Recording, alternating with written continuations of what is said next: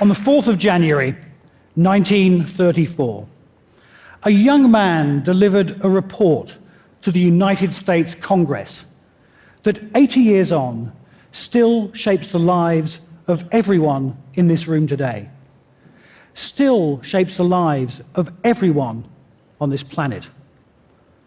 That young man wasn't a politician, he wasn't a businessman, a civil rights activist, or a faith leader. He was that most unlikely of heroes, an economist.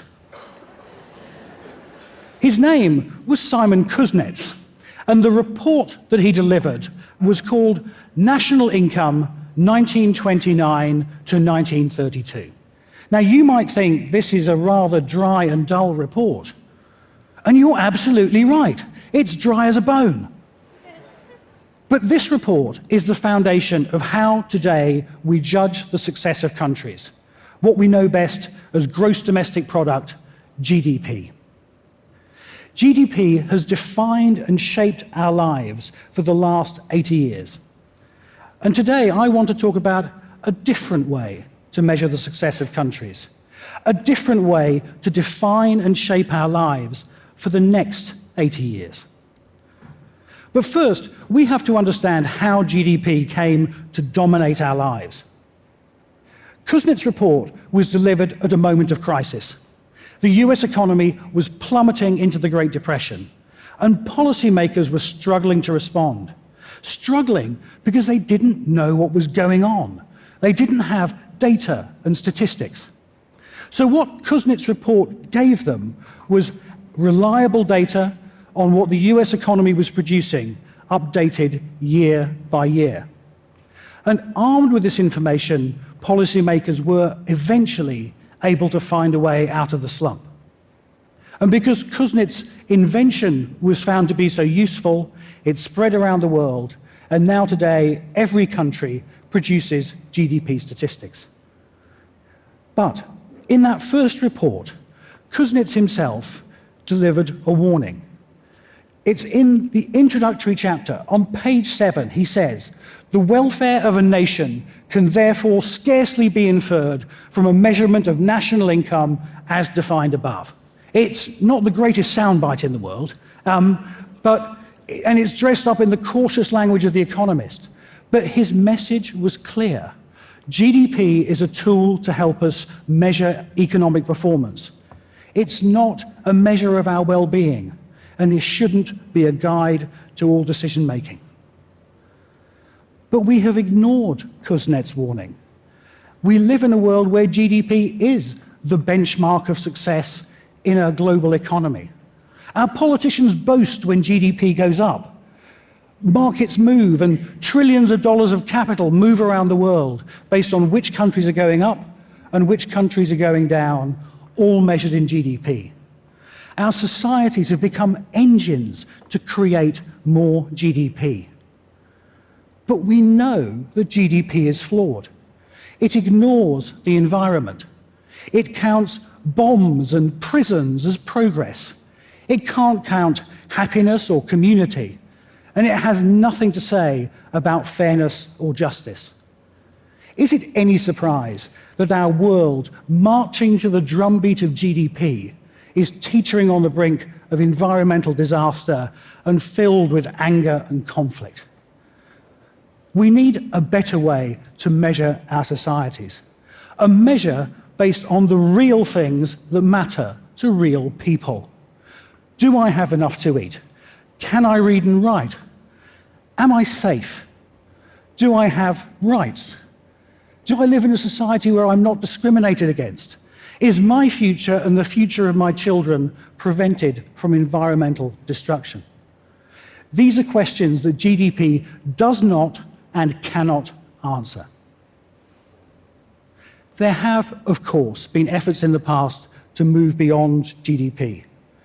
But I believe that we're living in a moment when we are ready for a measurement revolution.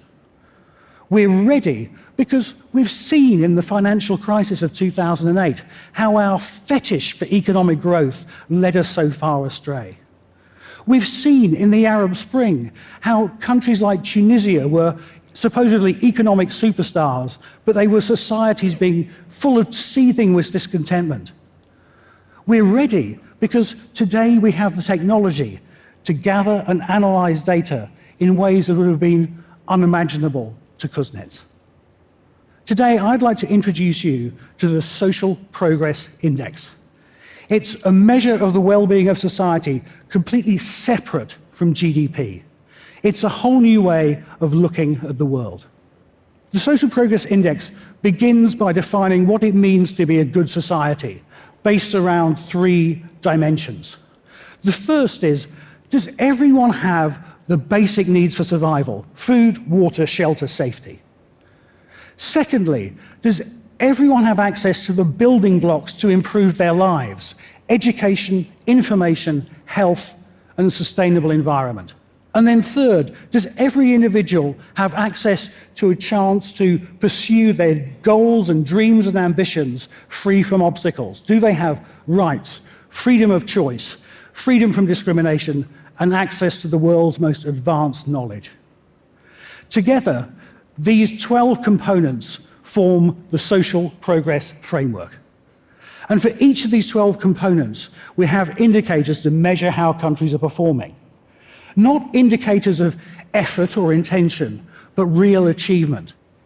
We don't measure how much a country spends on healthcare. We measure the length and quality of people's lives. We don't measure whether governments pass laws against discrimination. We measure whether people experience discrimination. But what you want to know is who's top, don't you? That's all right. I knew that. Okay, I'm going to show you. I'm going to show you on this chart. So here we are. So what I've done here is put on the vertical axis social progress. Higher is better. And then, just for comparison, just for fun, on the horizontal axis is GDP per capita. Yeah?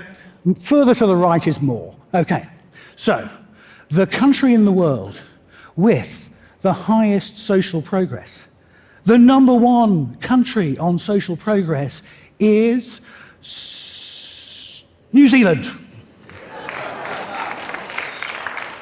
Well done. Never been, must go. The country with the least social progress, I'm sorry to say, is Chad. I've never been, maybe next year. Or maybe the year after.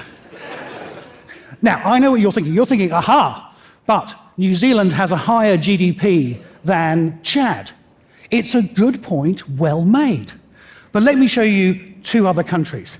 Here's the United States, considerably richer than New Zealand, but with a lower level of social progress. And then here's Senegal. It's got a higher level of social progress than Chad at the same level of GDP. So what's going on? Well, look, let me bring in the rest of the countries of the world, the 132 we've been able to measure, each one represented by a dot. There we go, lots of dots. Now, obviously, I can't do all of them, so a few highlights for you. The highest ranked G7 country is Canada. My country, the United Kingdom, is sort of middling, sort of dull, but who cares? At least we beat the French.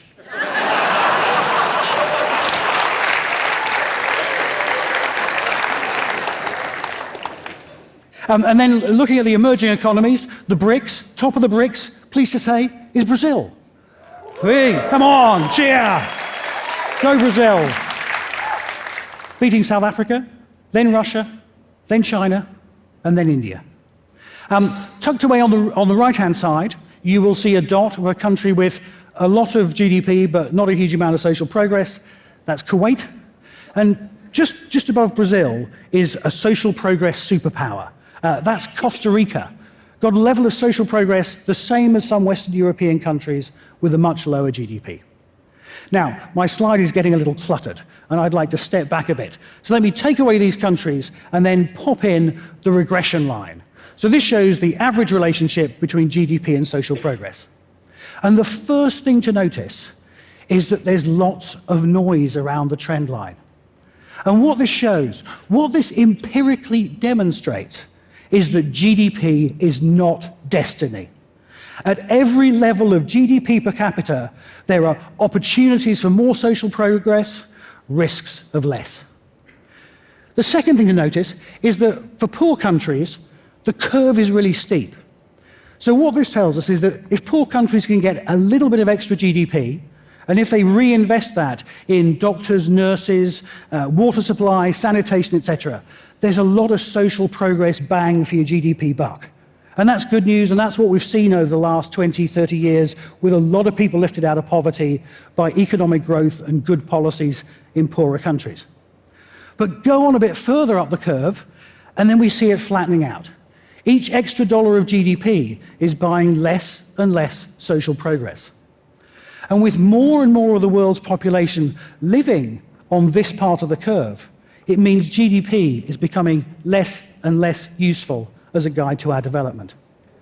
I'll show you an example of Brazil. Here's Brazil, social progress of about 70 out of 100, GDP per capita of about $14,000 a year. And look, Brazil's above the line. Brazil is doing a reasonably good job of turning GDP into social progress. But where does Brazil go next? Let's say that Brazil adopts a bold economic plan to double GDP in the next decade.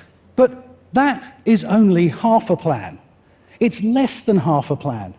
Because where does Brazil want to go on social progress? Brazil, it's possible to increase your growth, increase your GDP, while stagnating or going backwards on social progress. We don't want Brazil to become like Russia. What you really want is for Brazil to get ever more efficient at creating social progress from its GDP, so it becomes more like New Zealand. And what that means is that Brazil needs to prioritize social progress in its development plan and see that it's not just growth alone, it's growth with social progress. And that's what the Social Progress Index does. It reframes the debate about development, not just about GDP alone, but inclusive, sustainable growth that brings real improvements in people's lives. And it's not just about countries. Earlier this year, with our friends from the Amazon non-profit here in Brazil, we launched the first subnational Social Progress Index. We did it for the Amazon region. It's an area the size of Europe, 24 million people, one of the most deprived parts of the country. And here are the results. And this is broken down into nearly 800 different municipalities. And with this detailed information about the real quality of life in this part of the country, Amazon and other partners from government, business, and civil society can work together to construct a development plan that will help really improve people's lives while protecting that precious global asset that is the Amazon rainforest. And this is just the beginning. You can create a social progress index for any state, region, city, or municipality. We all know and love TEDx. This is Social Progress X. This is a tool for anyone to come and use. Contrary to the way we sometimes talk about it, GDP was not handed down from God on tablets of stone. It's a measurement tool invented in the 20th century to address the challenges of the 20th century. In the 21st century, we face new challenges: aging, obesity, climate change, and so on.